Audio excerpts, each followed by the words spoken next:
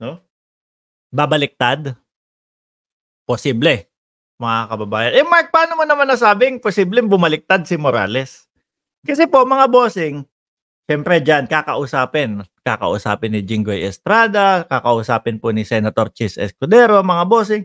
Heart to heart nga daw po eh. Nung pagkakakita ko, nung interview, dito kay, pangalan nito si Morales, Jonathan Morales, parang medyo lumambot eh.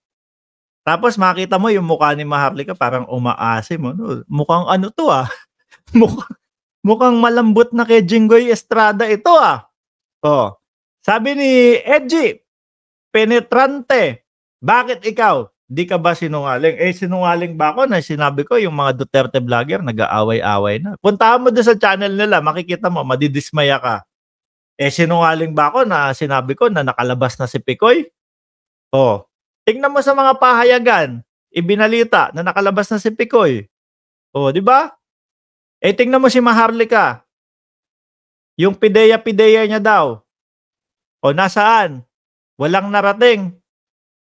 O, tingnan mo yung ano, yung pulburon video. Ilang beses kang pinaasa. Wala. Di ba? Nga. Mahilig ka bang ngumanga, Edgy? Malaki ba butas ng bibig mo, Edgy? Kayang magpasok dyan ng, ano, ng tubo? Wala. Di ba? Puro lang ano, puro paasa. Ikaw naman, nga. Oh. Dahan-dahanin mo yung pagnganga. Baka mapasukan ng tubo yan. Mahilig ka ba maglinis ng tubo, Edgy? Ano, o bumalik na tayo kay Morales, mga kababayan. Nakita ko habang ini-interview si Morales, tinatanong, eh, kamusta ba? Eh, nag-heart to heart po kami ni Jinggoy. Medyo malambot na, mga kababayan. No, siguro na-realize niya habang kausap siya ni Jinggoy, eh, etong tao naman to, ginagawa lang yung kanyang ano. Tapos ako naman, marites lang yung mga pinagsasasabi ko sa Senado eh. Tigilan na natin ito. Baka malugmok pa ako dito eh kung saan pa ako mapunta. Tapos si Maharlika nandun lang sa ano, parang nandoon lang sa Estados Unidos. Wala, nga lang ako dito. O, di ba? Kaya po, mga kababayan, sabi nung mukha ni Maharlika, parang maasim eh.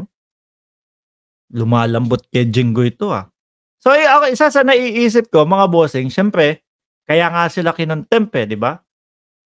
Dahil nagsisinungaling, dahil hindi makuhanan ng mga totoong sagot. So isa sa tingin ko, mga kababayan, nagsabi na ng totoo tong si Morales. Ano?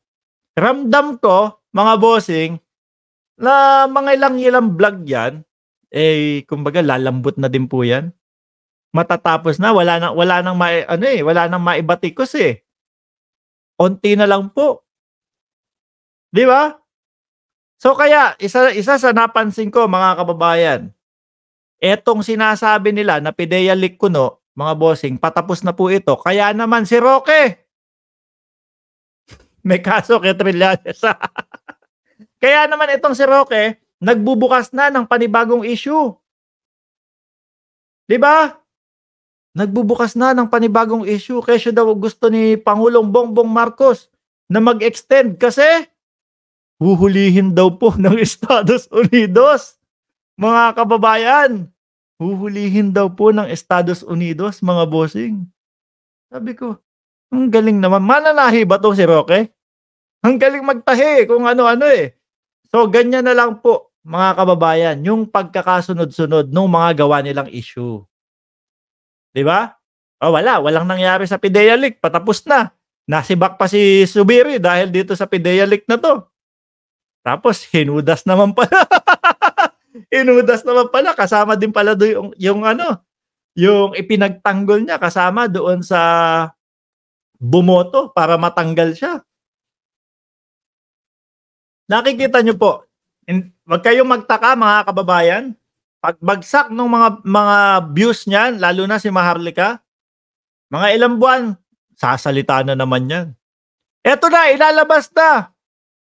Oh. Ilalabas na yung, ano sabi niya? Ilalabas na yung pulburon video. Pulburon video na naman, mga kababayan.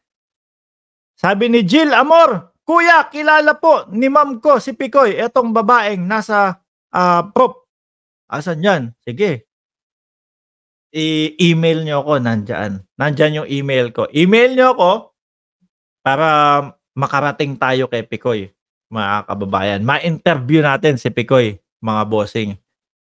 Char XCS, shoutout sa'yo. Si Picoy kumakain na ng mais. Okey. Sa susunod na ano, mga kababayan, ano po kaya yung sasabihin ni Picoy ano? Ano kaya yung mga kakainin ni Picoy? May dala kaya ulit bag si Picoy?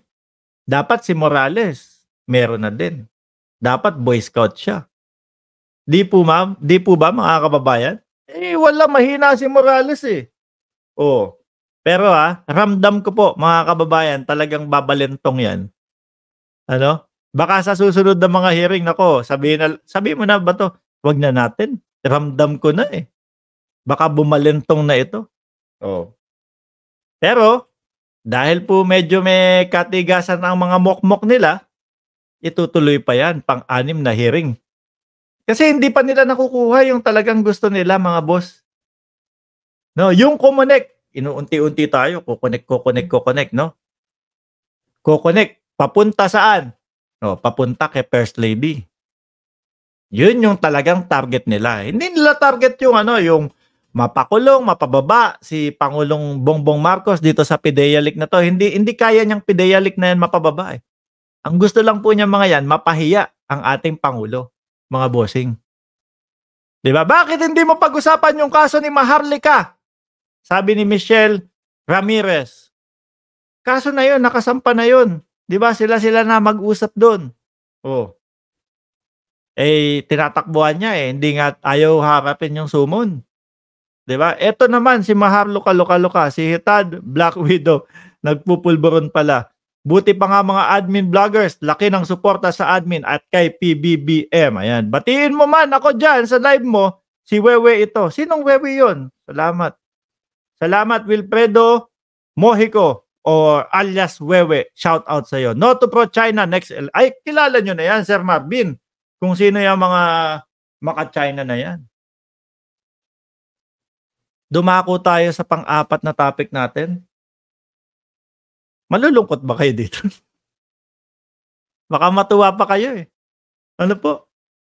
Yung Mautog. Mautog, Tacloban. Anong petsa yan? 24 and 25 kung di ako nagkamali. Hindi na naman tuloy. Diyos ko po, Lord. Ano ba yan?